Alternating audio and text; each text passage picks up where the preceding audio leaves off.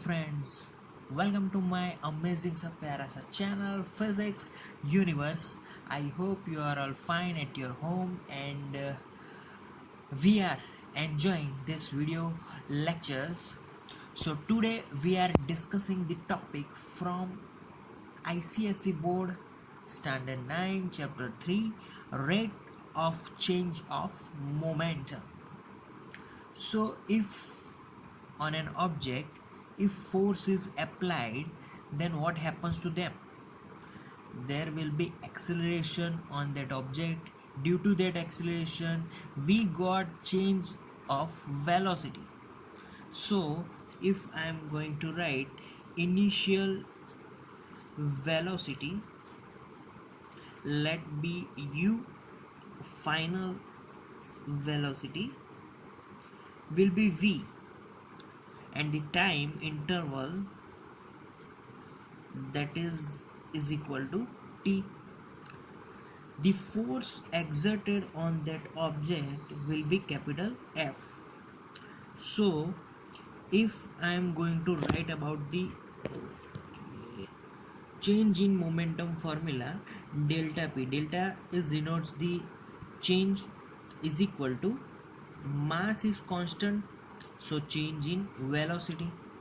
Now change in velocity with particular time. So if I am dividing this equation by delta t in particular time, then this will give that final velocity minus initial velocity upon time interval.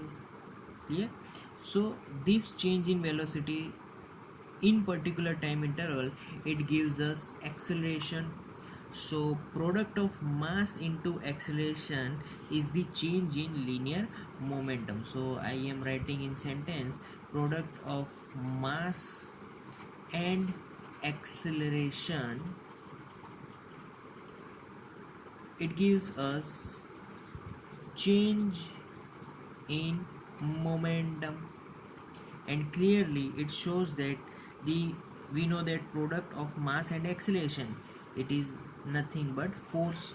So I can write force formula in the form of momentum. So force is nothing but change of linear momentum with respect to time, with in particular time interval. So this is the method of first method to find the relation between force and momentum. So now we are going to discuss about its alternative method. Now alternative method, in that method we know that if I am write the change in momentum, then I have to write m delta v. Clear? But in that equation initially change in momentum is change in multiplication of mass into velocity, but we know that mass is constant, so take it outside. So we get delta p is equal to m delta v. So now if I am connect this formula with the time, then delta p upon delta t is equal to m delta v upon delta t. So it gives change in momentum. So here it gives me mass into acceleration formula, and it is nothing but force. Clear? So it is the alternative method, and we know that the rate of change of momentum is nothing but force.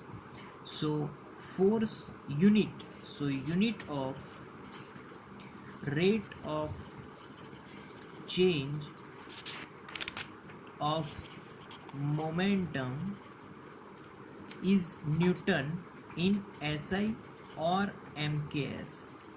But if I am talking about CGS unit, then it will be gram centimeter second 2 inverse. Clear? So that's the rate of change of momentum, guys. Thank you so much for today's lecture. Thank you.